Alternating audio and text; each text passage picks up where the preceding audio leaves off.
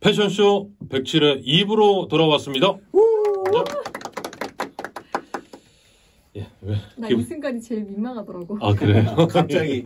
갑자기 끌어올리는 거. 오늘 다음 날 된 거예요. 예. 혼자 중얼중얼 이렇게 힘없이 맥바지 닭처럼 얘기하다가 갑자기 이제 큐사인 들어가면 힘내서 해야죠. 저희가 또 어제죠. 1부 마치고 재밌는 방송으로 돌아오겠다라는 청취자분에게 이제 약속을 했으니까 오늘도 재밌게 힘차게 한번 해봅시다. 2부는요 페피쇼인데 네. 오늘은 어떤 분을 모셨습니까? 네, 이번 주에도 지난주에 이어서 지속 가능성과 친환경을 비즈니스 세상으로 연결하고 있는 분을 모셨습니다. 예.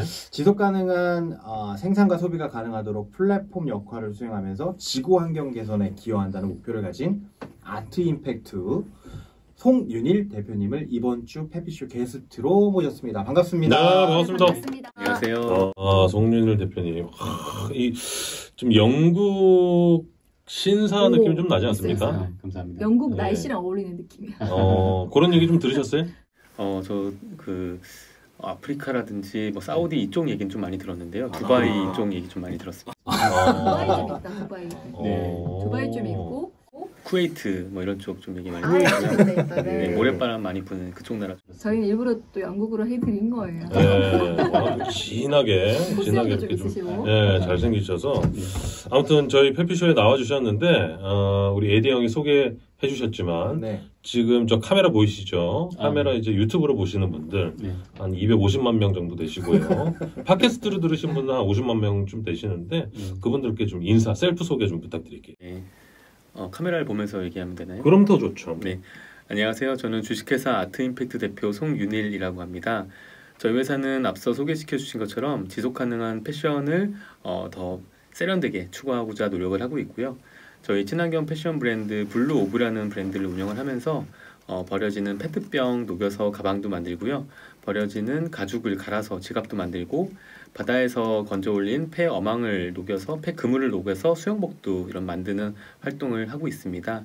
그리고 이따가 좀 시간 되면 더 소개를 드리겠지만 우리나라에서 이렇게 친환경 패션을 위해서 노력하고 있는 이런 다양한 브랜드들과 함께 콜라보레이션도 진행도 하고 함께 공동 매장도 운영을 하면서 우리 지구가 더 깨끗해지도록 노력을 많이 하는 그런 기업입니다.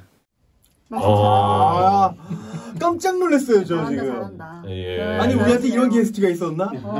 메모지 하나도 똑같은 꺼내놓지 생각이죠? 않고. 이거 야, 굉장히 짠데, 바르게 대본 쓴데도.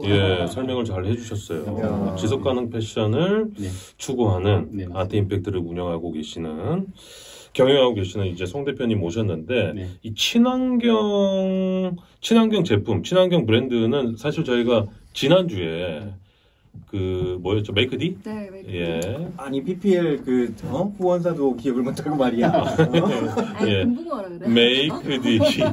메이크디 대표님께서 나와주셨는데 이 친환경 비건 패션에 대해서 굉장히 열변을 그쵸. 얼굴이 벌게지도록 와. 테이블을 툭툭 쳐가면서 이렇게 언급을 해주고 가셨어요. 우리 대표님이 생각하시는 지속가능 패션, 친환경 패션은 뭡니까? 드디어 미디어 패션쇼에도 협찬이 들어왔습니다.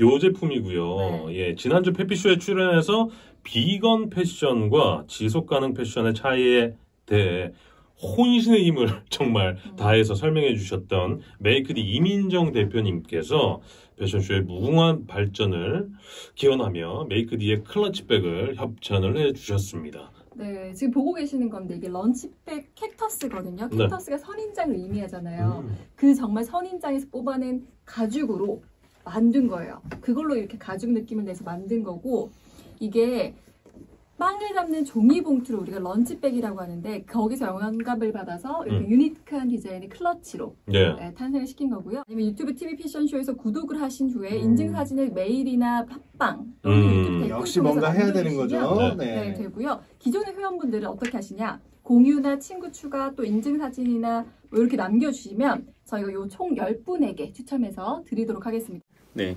보통 친환경에 대한 이슈나 친환경에 대한 관심은 많이 높아지고 있는데요.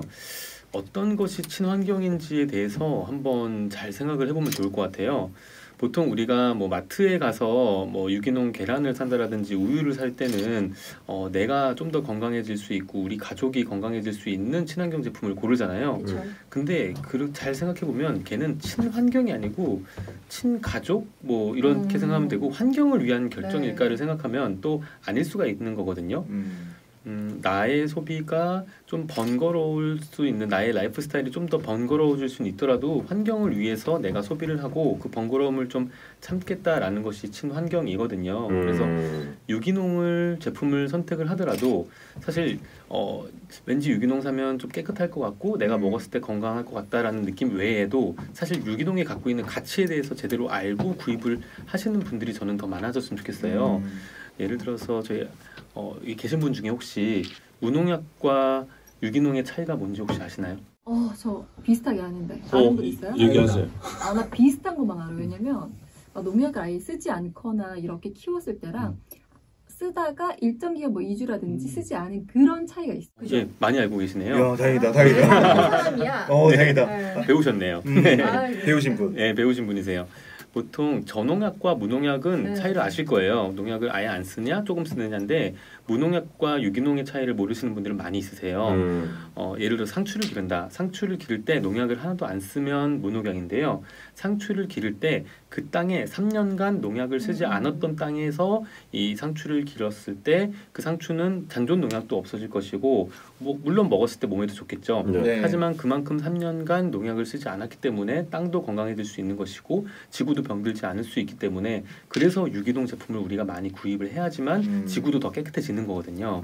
이런 의식 있는 소비를 하는 분들이 요즘 점점 많아지고 있고 많이 관심을 갖고 아셔야지만 사실 의식 있는 소비를 하실 수도 있고요. 예. 꼭 소비가 아니더라도 이렇게 제품을 구매한 이후에 저희가 분리수거 많이 하잖아요.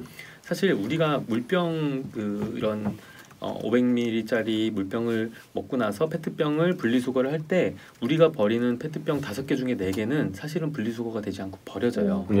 버려지고 하나 정도만 이제 다시 리사이클이 돼서 뭐 페트병이 되거나 아니면 저희처럼 가방을 만들어진다거나 이렇게 뭐 패션 산업에서 쓸 수가 있거든요.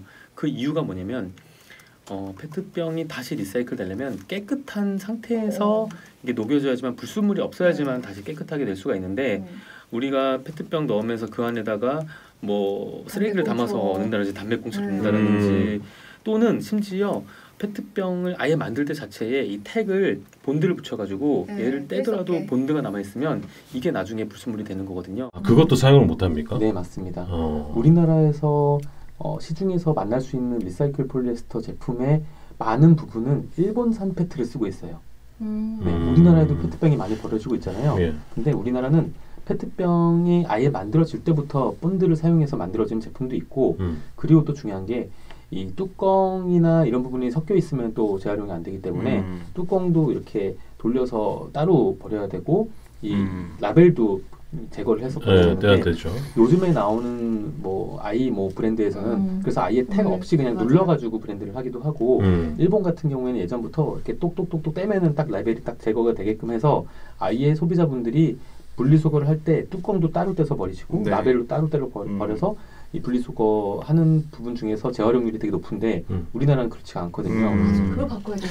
이게 플라스틱을 제대로 분리수거하는 법은 사실은 뚜껑을 따게 되면 그 밑에 고리가 있잖아요. 이 고리도 없어야 된다고 해요. 그래서 잘라서 버리시는 분들도 계시더라고요. 그래서 저는 그 포장된 그 폴리 소재는 이게 제거를 하고 버리는데 그 위에 있는 라벨 밑에 있는 플라스틱 링까지는 제거를 하지 못했던 기억이 있었거든요. 또 배우신 분 또 계시네요. 다들 고등학교는 나왔어요. 예. 아니 근데 그 사용자들의 아까 말씀하셨듯이 이 불편함을 감수하고도 해야 되는 이유는 말씀을 하셨는데 이 사용자가 조금 더 편리하게 버릴 수 있게끔 기업에서도 좀 신경을 써야 되죠. 그게 중요할 것 같아요, 진짜. 정책도 중요하고요. 기업에서도 그렇게 만들어야 되고요. 사실 기업이 만들 때 금액이 좀 올라갈 수도 있거든요. 그렇죠. 네, 근데 그 금액이 올라가는 만큼 또 소비자분들이 그만큼 그 브랜드를 사랑해 주시면은 브랜드 가치가 올라가는 거잖아요. 그래서 좀 멀리 보고 요즘에 이제 ESG 경영도 되게 화두가 되고 있고 이러한 부분에 투자를 해야 되는데 사실 우리나라 기업분들 중에 이제 조금씩 바뀌어가고는 있지만 아직은 단기적으로 좀 요즘 코로나라서 어렵고 하다 보니까 그런 투자를 하는 기업들이 그렇게 아직까지 많지 않은 것 같습니다. 지금 현재 상황은 어떻습니까? 대한민국 상황. 상황이 저는 이제 2016년도에 주식회사 아트임팩트를 설립을 해서 한 5년 정도 이런 가치 소비 유통을 하고 있는데요. 처음에 한 3년, 4년간은 저희가 아무리 이런 환경에 대한 이야기를 해도 소비자분들의 마음을 좀 돌리기에는 쉽진 않았었거든요. 아, 되게 어려우셨을 것 같아요. 네, 많이 울었습니다. 근데 작년 정도부터 좀 분위기가 바뀌기 시작한 것 같아요. 특히나 작년에 코로나가 시작이 됐잖아요. 예. 그렇죠. 요즘 배달 음식 많이 시켜 드시지 않나요? 그렇죠. 폐기물이 굉장히 많이 나오는 상황에 맞닥뜨리게 된 거예요. 맞습니다. 네. 네, 그러면서 이제 이렇게 하다가는 진짜 안 되겠다라는 위기의식이 더 커지신 것 같아요. 그래서 코로나 상황에서 물론 저희 회사도 좀 어려운 부분도 생겼지만 또 이제 소비자분들이 예전보다는 좀 더 환경에 대한 관심이 많이 높아지면서 높아졌죠. 저희 네. 이야기에 좀 귀를 기울여 주시는 분들이 좀 생기시는 것 같아요.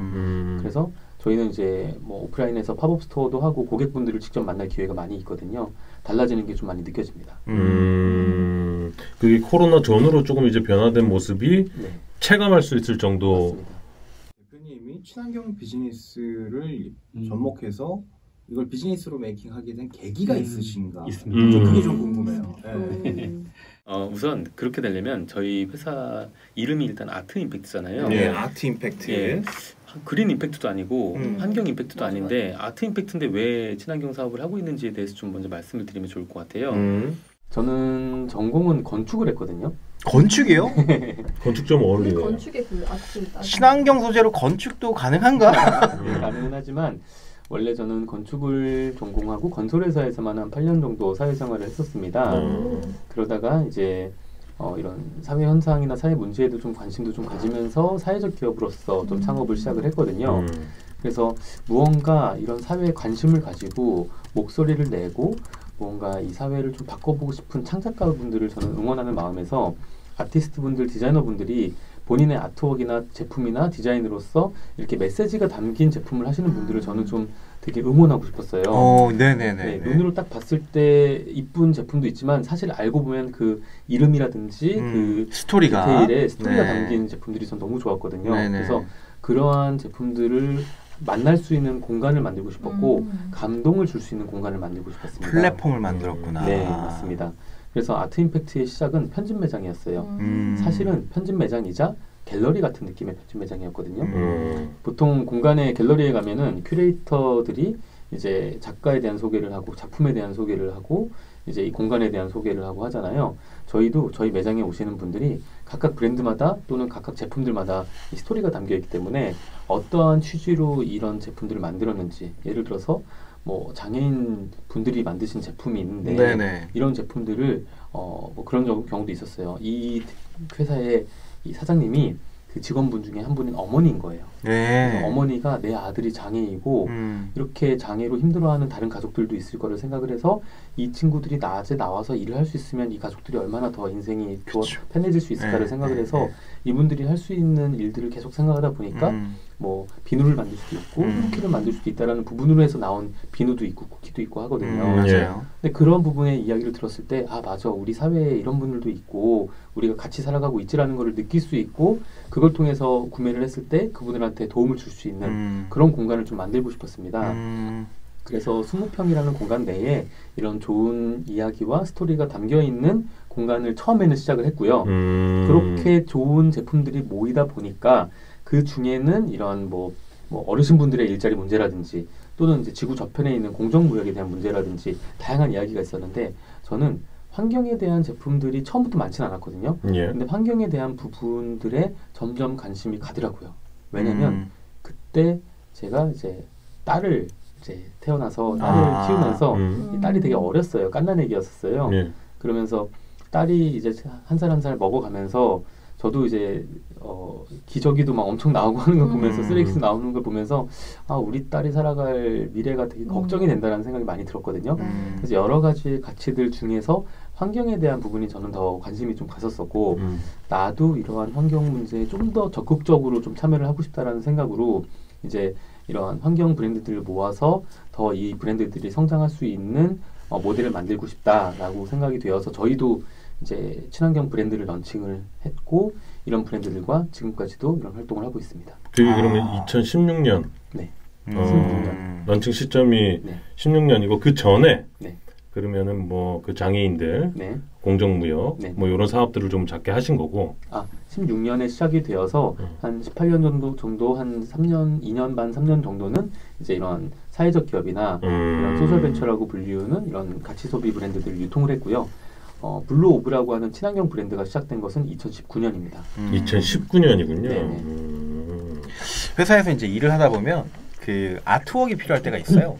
그 제품의 티셔츠라든가 이런데 이제 그래픽으로 뭔가를 적용하고 싶을 때 스토리를 입히기 좀 뭔가 감동적인 스토리를 입히기 네. 좋은 게 이제 뭔가 정신적으로 좀 아픈 사람들이 보는 시각이 또 다르거든요.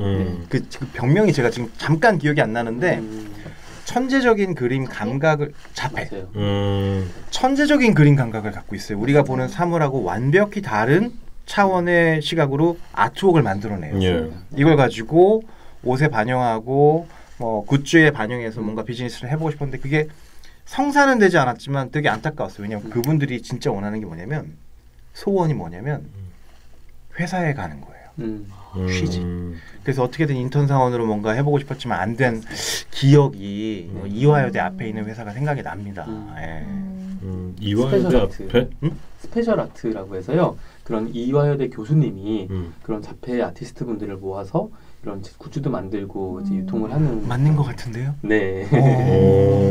노트도 나오고 뭐 보조 배터리도 나오고. 네네. 그 뭐 아트 임팩트가 이제 친환경 기업인데 네. 아까 말씀하셨지만 그 사회적 기업으로 출발을 하셨잖아요. 네, 맞습니다. 그 사실 그 인식이 친환경 제품을 많이 써야 된다라는 인식은 대다수의 국민들에게 있겠지만 이게 쉽게 손이 안 가거든요. 네. 그래서 이제 뭐 사회적 기업도 그렇고 친환경 기업도 마찬가지인데 이게 매출은 크게 오르지 않고 굉장히 좀 힘들 것이다라는 이미지가 있습니다. 네. 어떻습니까? 저희가 초기 3년간은 저희도 많이 힘이 들었었고 이렇게 좋은 취지가 담겨 있는 제품인데 왜 소비자분들은 잘 몰라줄까라는 생각도 좀 많이 좀 들었었거든요. 근데 문제가 뭐냐면 저라는 사람 자체가 원래 쇼핑을 많이 했던 사람이 아니었고 어렸을 때 입었던 빤스도 다 어머니가 사다 주시는 걸 입었었고 하다 보니까 소비자분들의 마음을 제가 잘 몰랐던 거예요. 근데 이제 한 해 소비자분들을 계속 저도 이제 판매도 계속 나가면서 소비자분들도 만나고 하다 보니까 아무리 우리 쪽에서 이렇게 외친들 소비자분들한테 다가설 수 없으면 이게 판매가 되지 않는구나라는 것을 좀 느끼고 이 사회적 기업가 분들이 다 마찬가지예요. 이게 보통 일반 제품을 만드는 브랜드 분들은 시장의 니즈를 반영해서 시장에서 필요로 하는 제품을 만들거든요. 그렇죠. 근데 사회적 기업 분들은 시장에서 아이템이 시작하는 게 아니고 미션에서 사업이 시작이 되거든요. 미션에서 네. 시작된다. 아까 말씀드린 것처럼 예를 들어서 장애를 가진 분들이 무엇을 만들 수 있을지를 생각을 해서 이분들이 만들 수 있는 걸 만들고 뭐 소방관 분들의 이런 처우 개선을 위해서 뭐 소방 호스로 가방을 만들면 스토리는 너무 좋지만 그렇게 만든 가방은 너무 무겁고 소비자분들이 별로 원하지 않는 제품이 나올 수도 있거든요. 그래서 이러한 데이터가 쌓이고 경험이 쌓이기 전까지는 너무 힘들었었는데요. 저희가 계속해서 지속적으로 오프라인에서도 이런 소비자분들을 만나고 온라인에서도 소비자분들을 만나다 보니까 이제 점점 소비자분들이 무엇을 원하는지를 알고 계절이 이렇게 돌아오면서 봄에는 이런 걸 원하고 뭐 3월에는 뭐 화이트데이가 있고 뭐 5월에는 가정의 달은 무엇을 원하고 이런 경험들이 쌓이다 보니까 저희가 더 소비자분들이 원하는 제품들을 이제는 만들어낼 수 있겠다라는 좀 자신감이 쌓였고 저희 회사가 갖는 가장 큰 가치는 저는 플랫폼으로서의 역할이라고 생각을 하거든요. 플랫폼 환경에 저희가 대한 예, 맞습니다. 제공. 저희가 이런 쌓은 경험을 아트임팩트라는 저희 회사 또는 블로그라고 하는 저희 브랜드에만 적용시켜서 잘 팔리는 제품을 만드는 게 아니고 저희의 경험을 저희와 함께하는 브랜드들이랑 함께 나눌 수가 있는 거예요. 그래서 지금은 저희 쪽에 입점되어 있는 지금까지 총 입점했던 브랜드가 한 180개 정도가 되거든요. 편집 매장에? 네, 편집 매장이에요. 네. 저희 회사에서 일주일에 한 번씩 하는 게 뭐냐면 그 전주에 팔린 제품들에 대한 정보도 주지만 매장에서 이제 일하시는 분들이 브랜드에 대해서 손님들이 남긴 코멘트를 다 수기로 이렇게 적으세요. 뭐 엑셀에 입력을 하거나 그거를 다 본사로 주면 저희가 브랜드마다 쪼개가지고 뭐 이 제품은 뭐 피드백을 피드백이 해주시는 이랬다, 거예요? 네, 다 이렇게 드리면 그걸 이제 그 다음에 신제품 만들 때 적용을 하시고. 근데 그 고객들의 피드백이 좀 많습니까? 네, 많이 있습니다. 얘기를 많이 해요. 저희는 아까 말씀드린 것처럼 판매 직원분들한테 그걸 되게 많이 어필을 하거든요. 여기 판매하시는 분들은 판매 직원이 아닌 큐레이터다. 이 브랜드에 대한 이야기를 들어야 되고 이 브랜드에 대해서 많이 이야기를 들려드리면 예. 이분들도 그거에 대해서 피드백을 주시는 거예요.